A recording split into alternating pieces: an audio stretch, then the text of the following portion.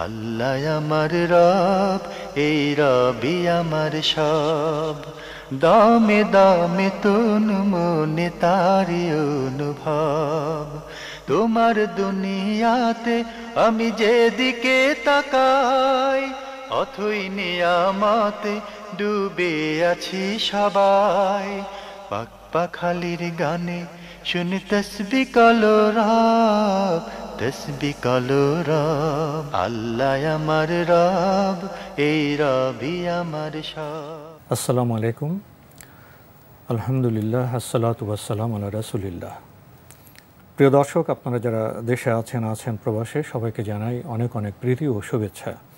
শুরু হলো অ্যান্টিবায়োটিক এবং লাভ হলো নিবেদিত অনুষ্ঠান আপনার জিজ্ঞাসা। আপনাদের সাথে আছি আমি জয়নুল আবেদিন আজাদ, আর আপনাদের মনে জাগা প্রশ্নের জিজ্ঞাসার জবাব দিচ্ছেন বিশিষ্ট আলেম ডক্টর মোহাম্মদ সাইফুল্লাহ। আসসালামু আলাইকুম ওয়া রাহমাতুল্লাহি ওয়া বারাকাতুহু।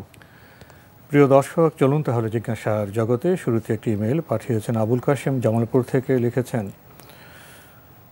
একজন ব্যক্তি যদি জীবিত থাকতে তার অন্য ওয়ারিসদের সম্পত্তি না দিয়ে দুই মেয়েকে সম্পত্তি লিখে দেন, সে ব্যক্তি মারা গেলে তার জন্য মাগফিরাতের দোয়া করা যাবে কি?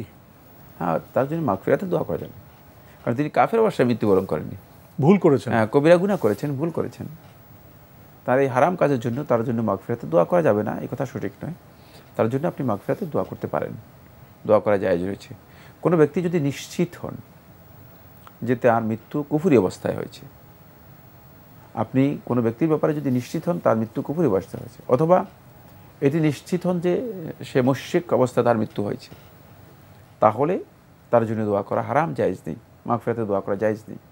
কিন্তু এছাড়া যদি কোনো ব্যক্তির ব্যাপারে জাহির যদি হয়, মানে বাহ্যিক অবস্থানটা এমন হয় যে লোকটা মুসলিম এবং ইসলামের উপর প্রতিষ্ঠিত ছিল, আদৌ গোপনে কুফরি করছে কিনা সেটা আপনার জানা নেই, কিন্তু প্রকাশ্য দিক যেটা রয়েছে, বাহ্যিক যেই স্বরূপ আছে সেটা হচ্ছে ইসলামের, তাহলে তার জন্য মাগফিরাতে দোয়া করা জায়েজ রয়েছে। যেমনিভাবে আহলুল কাবায়ের, যারা কবিরা গুনাহ করে মৃত্যুবরণ করবে, তাদের জন্য মাগফিরাতে দোয়া করা জায়েজ রয়েছে। আর এই ব্যক্তির এই অপরাধটুকু কবিরা গুনাহ এর মাধ্যমে তিনি কুফরি করেননি, অথবা কুফরি সাব্যস্ত হবে না। প্রিয় দর্শক, আপনি আরও লিখেছেন, আমাদের এলাকায় প্রচলিত নিয়ম আছে যে কোনো মহিলার স্বামী মারা গেলে সেই মহিলা তার স্বামীর বাড়ি ছাড়া অন্য কোনো বাড়িতে যেতে পারবে না। এই প্রচলিত নিয়ম ইসলামের দৃষ্টিতে কি ঠিক আছে? না, এই নিয়মের এটা প্রচলিত নিয়ম নয়। হ্যাঁ, তিনি স্বামীর বাড়িতেই তো ইদ্যত পালন করবেন। ইদ্দাতুল মুতাওয়াফা আনহা যাওজুহা, মানে যেই মহিলার স্বামী মারা গিয়েছে তার ইদ্যত পালন করতে হবে তার এই স্বামীর ওফাতের পরে আরবাতা আশহুরি ওয়া আশরা। আল্লাহ সুবহানাহু ওয়া তাআলা কোরআনে কারীমে বলে দিয়েছেন 4 মাস 10 দিন। এই 4 মাস 10 দিন পর্যন্ত তিনি স্বামীর ঘরেই ইদ্যত পালন করবেন। যদি কোনো ধরনের মানে এমন বিষয় না থাকে যে বিষয়ের কারণে তাকে বের হতে হবে, কোনো ধরনের হাজা মুলেহা, একেবারেই বাধ্যতামূলক কোনো বিষয় যদি না থাকে, তাহলে তিনি বের হবেন না। এটা হচ্ছে ইসলামের বিধান, এটা প্রচলন নয়, এটাকে প্রচলন হিসেবে নির্দিষ্ট করার সুযোগ নেই, এটা একেবারে ইসলামের বিধানই, এটা ইদ্যতের একটি অংশ। সুতরাং তিনি এই জন্য বের হবেন না, এই সময় তিনি বের না হয়ে ঘরেই থাকবেন। আমরা জানলাম বিষয়টি সম্পর্কে। প্রিয় দর্শক, সবশেষে লিখেছেন, সকল মানুষের রূহ কি একই দিনে সৃষ্টি করা হয়েছে নাকি ভিন্ন ভিন্ন দিনে? না, মানুষের রূহ একসাথে সৃষ্টি করা হয়নি, মানুষের রূহগুলো একসাথে সৃষ্টি করা হয়নি।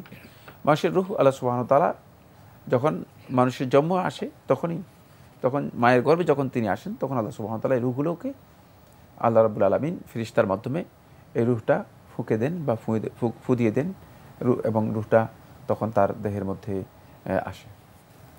আমরা জানলাম প্রিয় দর্শক বিষয়টি সম্পর্কে। আমাদের হাতে আরও একটি ইমেইল, এটি পাঠিয়েছেন নাজমুল ইসলাম, পশ্চিমবঙ্গ, ভারত থেকে। লিখেছেন, আপনাদের অনুষ্ঠানটি আমার কাছে অত্যন্ত প্রিয়, মাশাআল্লাহ। প্রথম প্রশ্ন, শুকরানা সিজদা এর মতো তওবা করার জন্য কি এক সিজদা দেওয়া যাবে নাকি মুখে ইস্তেগফার পড়লেই যথেষ্ট হবে? তওবার জন্য আস্তাগফিরুল্লাহ ওয়া আতুবু ইলাইহি পড়তে পারেন। তওবা করার জন্য আরেকটি সুন্নাহ হচ্ছে 2 রাকাত নফল সালাত আদায় করতে পারেন। আরও লিখেছেন, শাহু সিজদায় 2 সিজদার মধ্যবর্তী বৈঠকে কি কোনো তাসবিহ অথবা দোয়া পাঠ করতে হয়? যদি আপনি 2 সিজদার সাহু সিজদা দিয়ে থাকেন, তাহলে 2 সিজদার মাঝখানে আপনি যে সিজদার যে দোয়া আছে সে দোয়া পড়তে পারেন, কোনো অসুবিধা নেই। কারণ 2 সিজদার মাঝখানে এই দোয়া পড়া হাদিস দ্বারা সাব্যস্ত হয়েছে। কেউ যদি পড়েন তিনি পড়তে পারেন। রাব্বিক ফিরলি এটা পড়তে পারেন। রাব্বিক ফিরলি ওয়ারহামনি ওয়াজুকনি ওয়াহদিনি এটা পড়তে পারেন। দুইটাই জায়েজ রয়েছে। আমরা জানলাম বিষয়টি সম্পর্কে। প্রিয় দর্শক আরও লিখেছেন, বেতের কাজা পড়ার নিয়ম কি, একটু বিস্তারিত জানতে চাই। বিতিরের সলাতের কোনো কাজা নেই। বিতিরের সলাত নয়, কোনো সলাতেরই আসলে কাজা নেই। সলাতের কাজা বলতে কিছুই নেই। সলাত যেটা হয়ে থাকে সেটা হচ্ছে, কোনো সলাত যদি আপনি ফরজ সলাত যদি আদায় করতে না পারেন, তাহলে সময় যদি অতিক্রম করে যায়, সাথে সাথেই সেই সলাতটা আদায় করে দেবেন।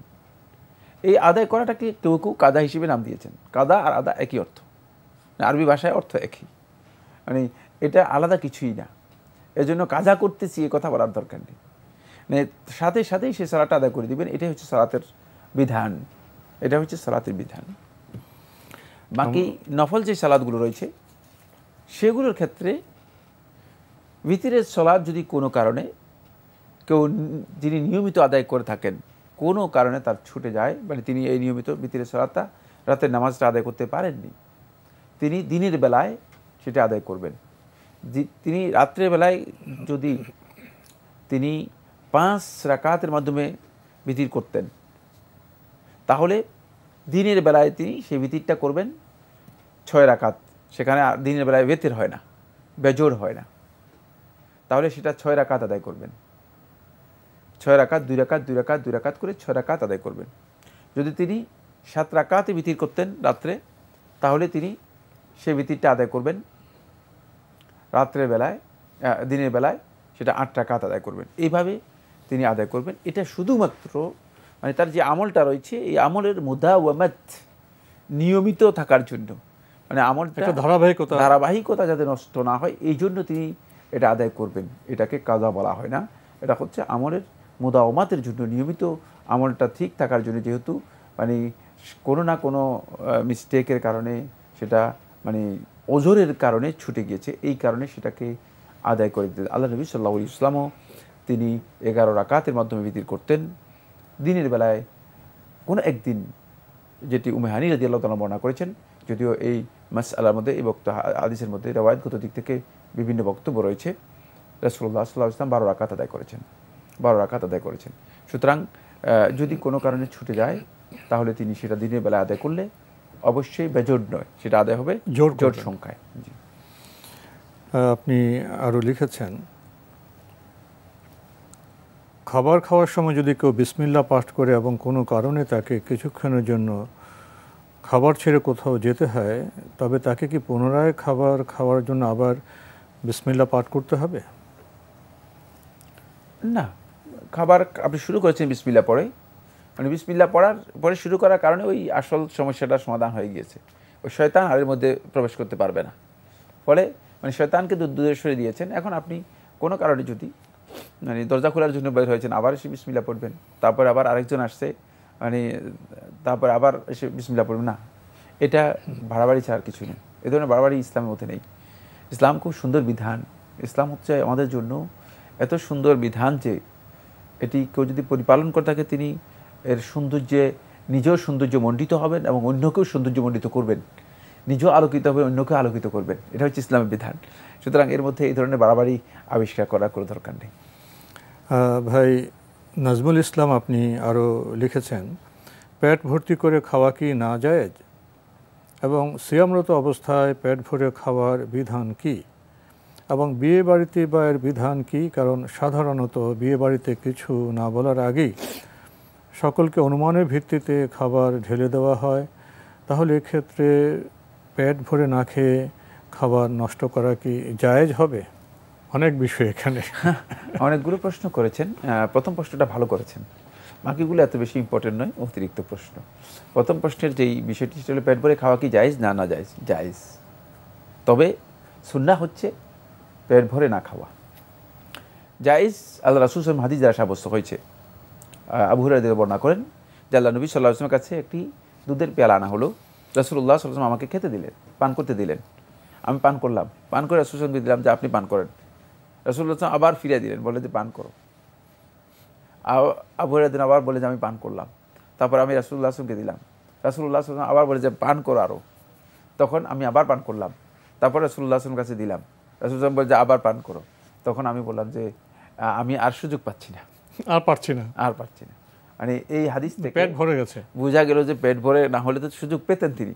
আল্লাহ নবী সাল্লাল্লাহু আলাইহি ওয়াসাল্লাম চাচ্ছেন পান করার জন্য, তিনি বলছেন সুযোগ পাচ্ছি না।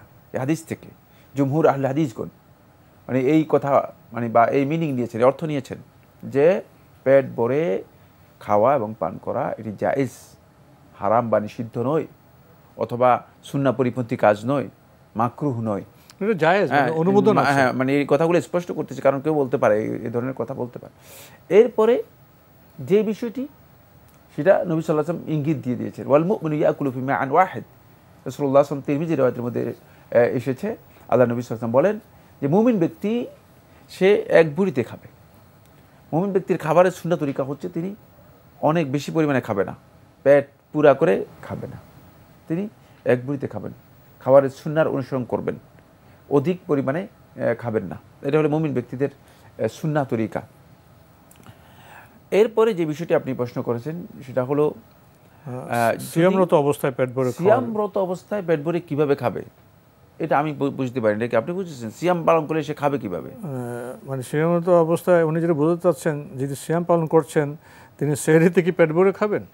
সুন্নাহ হচ্ছে সকল সময়ে তিনি খাবারের ক্ষেত্রে নবী সাল্লাল্লাহু আলাইহি ওয়াসাল্লামের খাবারের যে নিয়ম রয়েছে সেটাকে অনুসরণ করবেন। সলুসুন লি তাআমিহ, খাবারের জন্য শুধু 1/3, ওয়া সলুসুন লি শারাবিহ, পানীয়ের জন্য 1/3, আর সলুসুন লি হাওয়াইহি আও নাফাসিহ, 1/3 হচ্ছে মানে তার বাতাস, মানে পানি বাতাসের জন্য, নিঃশ্বাস প্রশ্বাস নিঃশ্বাস ইত্যাদির জন্য। এতে মানুষ সুস্থ থাকবে, এটা হলো সুন্নাহ। এটা সিয়ামরত মানে রমাদান মাসেও হতে পারে, রমাদান মাসের বাইরেও হতে পারে। নবী সাল্লাল্লাহু আলাইহি ওয়াসাল্লাম রমাদান মাসে সাহরি করতেন, আলা তুমাইরাতিন, হাদিসের মধ্যে এসেছে কয়েকটা খেজুর। আল্লাহ আমার রব, এই রবি আমার সব, আল্লাহ আমার রব, এই রবি আমার সব। আমরা ভারতের পশ্চিমবঙ্গ থেকে ভাই নাজমুল ইসলাম যে ইমেলটি পাঠিয়েছিলেন, খাবার প্রসঙ্গে উনি নানা মাত্রা নানা আঙ্গিকে কিছু প্রশ্ন করেছেন। এবং প্রিয় দর্শক, খাবার বিষয়টা খুবই গুরুত্বপূর্ণ। তো আপনি বলছিলেন বিরতির আগে খাবার প্রসঙ্গে। হ্যাঁ, খাবারের আগে কথাটা বলছিলাম যে নবী সাল্লাল্লাহু আলাইহি ওয়াসাল্লামের সাহরির পদ্ধতি ছিল, নবী সাল্লাল্লাহু আলাইহি ওয়াসাল্লাম কয়েকটা খেজুর খেয়েই শুধুমাত্র সাহরি করতেন। কিন্তু আমরা নবী সাল্লাল্লাহু আলাইহি ওয়াসাল্লামের লিস্ট মানে একেবারে কাছে রাখি নাই। সেটা হচ্ছে এই, আমরা সাহরিতে মানে ভোজনের আয়োজন করি, ফলে দেখা যায় যে মানে পুরা দিনের সিয়ামটা এটি আমাদের জন্য অলস সিয়ামে পরিণত হয়। এটা কিন্তু সুন্নাহ পরিপন্থী কাজ, শরীর ভালো থাকে না, সুন্নাহ পরিপন্থী কাজ। মানে সাহারি এর সুন্নাহ হচ্ছে সাহারি করা, সাহারি না করা সুন্নাহ নয়, কিন্তু সাহারি করবে সেটা হবে একেবারেই স্বল্প পরিসরে, ভুরি ভোজন না, এখানে ভোজনের দায়িত্ব, ভোজন করবে না, এখানে ভোজনের আয়োজন করবে না, এটা অতিমাত্রায় আয়োজন। আপনি এই কথাটা বলেছেন যে এই ধরনের অতিমাত্রা নবী সাল্লাল্লাহু আলাইহি ওয়াসাল্লামের সুন্নাহর সাথে সামঞ্জস্যপূর্ণ নয়। নবী সাল্লাল্লাহু আলাইহি ওয়াসাল্লাম অতিমাত্রায় কখনো খেতেন না, এটি নবী সাল্লাল্লাহু আলাইহি ওয়াসাল্লামের আমল থেকে, হাদিস থেকে প্রমাণ হয়নি। বরং নবী সাল্লাল্লাহু আলাইহি ওয়াসাল্লামের নির্দেশনা হচ্ছে ইলা কিল্লাতি তাআম, খাবার কম করার ক্ষেত্রে। আর কিল্লাতু তাআম, কম করা, এটি স্বাস্থ্যের জন্য খুবই উপকারী। এটা পৃথিবীর বর্তমান যুগের এবং পূর্বের যুগের সমস্ত স্বাস্থ্যবিজ্ঞানীরা এই কথাগুলো প্রমাণ করেছেন। এরপরে সর্বশেষ যে কথাটি বলছেন যে বিয়ে বাড়িতে গেলে খাবার ঢেলে দেওয়া হয়, অতিরিক্ত খাবার দেওয়া হয়, সেক্ষেত্রে পেট ভরে না খেলে তো খাবার নষ্ট হবে। তো খাবার নষ্ট করা কি জায়েজ? না, খাবার নষ্ট করা জায়েজ নেই, কিন্তু নিজের ক্ষতিও করা জায়েজ নেই। তাহলে এখন দুইটার মধ্যে সমন্বয় করতে হবে। সমন্বয় করার পদ্ধতি আছে, সেটা বিয়ে বাড়িতে হোক কোথাও হোক, সমন্বয় করবেন। সেটা হচ্ছে এই, আপনার যতটুকু প্রয়োজন আছে ততটুকু নিয়ে বাকিটা আপনি রিটার্ন করে দিতে পারেন। বলতে যে একটা প্লেট নিয়ে আসেন না, বাকিটা নিয়ে যান, বা দেওয়ার সময় বলবেন। হ্যাঁ, সেটা মানে এটাকে সমন্বয় করতে হবে। আপনি নিজের ক্ষতি করতে পারবেন না, ক্ষতি করা যায়, খাবার নষ্ট করা যাবে না, আর খাবারও নষ্ট করা জায়েজ নেই। সুতরাং দুটাকে সমন্বয় করার জন্য সেই মানে প্রক্রিয়া কি, সে প্রক্রিয়া সেখানেই মানে যেভাবে ব্যবস্থা নেওয়া যায় সেভাবে ব্যবস্থা নেবেন। অতিরিক্ত খাবার গ্রহণ করে খাবার নষ্ট করা এটি একেবারেই জায়েজ নেই। ভাই, এটি আমাদের সংস্কৃতির বিষয়। আমাদের যে ধর্মবিশ্বাস পদ্ধতি, এগুলো যখন জীবনযাপনের আচার আচরণে আমরা প্রকাশ করব, তখন তো আমাদের সংস্কৃতির প্রকাশ হবে। এক্ষেত্রে সচেতন হলে বোধহয় ধীরে ধীরে আমাদের সমস্যাগুলো কেটে যাবে। সব শেষে আপনি লিখেছেন, অজুর মধ্যে 2 হাত ধৌত করার পর নাক এবং মুখ ধৌত করার সময় যদি হাতে কোনো ময়লা লেগে যায়, তবে অজুর মধ্যে ওই হাতটি কি আলাদাভাবে ধুয়ে নেওয়া যাবে, নাকি এমনটি হলে তাকে হাত ধুয়ে পুনরায় অজু করতে হবে? না, অতিরিক্ত কিছু করার দরকার নেই। নাক এবং মুখ ধোয়ার সময় হাতের মধ্যে কি লেগে যাবে, প্রশ্নই আসে না। পানি দিয়ে ধুচ্ছেন নাক এবং মুখের মধ্যে, আপনি কি এমন জিনিস আছে যেগুলো একবারে মানে নাক এবং মুখ পরিষ্কার করার সময় পানি ব্যবহার করবেন? তো নাকে পানি দেওয়ার সময় পানি ব্যবহার করবেন, মুখে পানি দেওয়ার সময় পানি ব্যবহার করবেন। সুতরাং প্রশ্নই আসে না যেখানে হাতের মধ্যে কিছু লেগে যাবে আবার হাত ধুইতে হবে। না, লেগে গেলে তো পানিতে ধুয়ে চলে যাবে, আবার নতুন করে তো অজু করার প্রয়োজন না। নতুন করে অজুরও প্রয়োজন নেই, নতুন করে হাত ধোয়ারও কোনো প্রয়োজন নেই, এবং এটি বাড়াবাড়ি। আমরা জানলাম, প্রিয় দর্শক, আমাদের হাতে একটি চিঠি। এই চিঠিটি পাঠানো হয়েছে বর্ণমালা স্কুল ও কলেজ, দনিয়া, ঢাকা থেকে। আগের চিঠি, আপনারা অনেক প্রশ্ন লিখেছেন। এহরাম অবস্থায় কি সুগন্ধিযুক্ত তেল ইউজ করা যাবে না? মাথায় আগে থেকেই তেল থাকলে কি ওয়াশ করে নিতে হবে? হজের ওই 5 দিন কি তেল ছাড়া শ্যাম্পু অবস্থায় চুল রাখতে হবে নারীদের? ধন্যবাদ। এহরাম অবস্থায় সুগন্ধিযুক্ত তেল ব্যবহার করা যাবে কি না, এ নিয়ে আলেমদের প্রতি দ্বিমত রয়েছে। বাকি এটা পরহেজ করাই উত্তম। সুগন্ধ ছাড়াও তো অনেক তৈল পাওয়া যায়, তো কি জন্য আপনি সুগন্ধিযুক্ত তৈল ব্যবহার করবেন? এক। দ্বিতীয় নম্বর হচ্ছে, নারীদের জন্য সুগন্ধি ব্যবহার করা সর্বাবস্থায় হারাম, শুধু এহরাম অবস্থা নয়।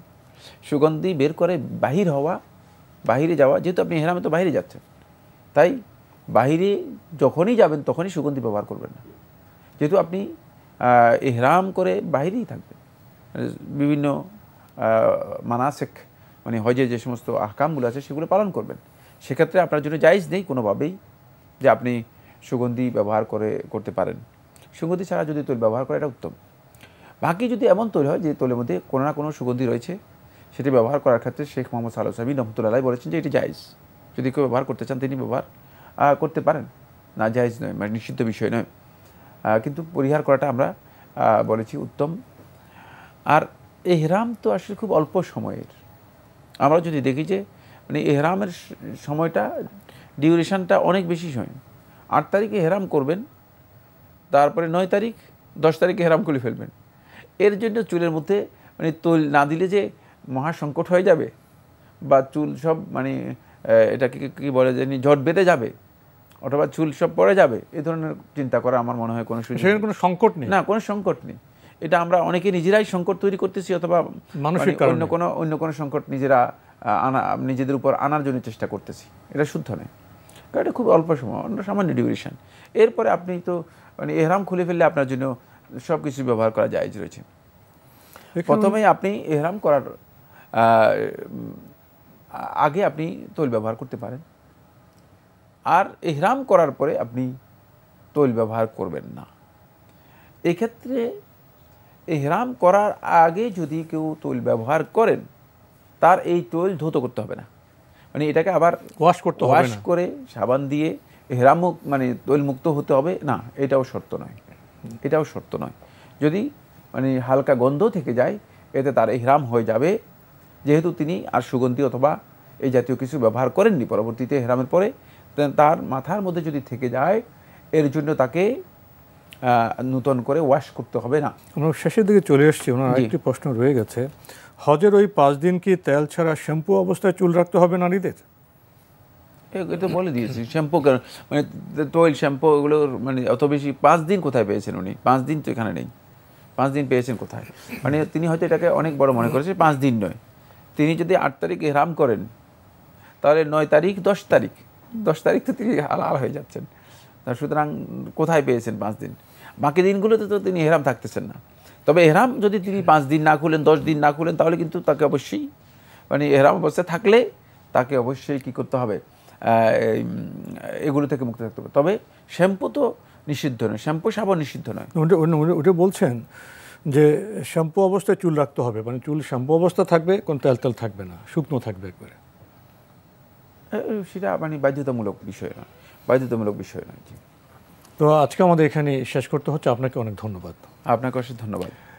প্রিয় দর্শক, আমরা দেখছিলাম অ্যান্টিবায়োটিক এবং লাভ হেলো নিবেদিত অনুষ্ঠান আপনার জিজ্ঞাসা।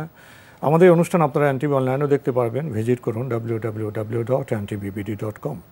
এছাড়া ইউটিউবে এবং আমাদের ভেরিফাইড ফেসবুক পেজে অনুষ্ঠান দেখতে পারবেন। প্রিয় দর্শক, আপনাকে লক্ষ্য করেছেন আমাদের এই অনুষ্ঠানে কত প্রকারের কত রকমের প্রশ্ন আসে? হজ, এহরাম, চুল, তেল, শ্যাম্পু। আসলে জীবনের প্রতিটি বিষয়ের সমাধান আছে ইসলামে। ইসলাম তো আমাদের যাপিত জীবনের বিচিত্র সম্পর্ক সূত্রে সঠিক কাজটি করতে বলে। এই সঠিক কাজের মাধ্যমে আমাদের জীবন সুন্দর হবে, ইবাদত সুন্দর হবে এবং এর ফল তো আমরা পাবো।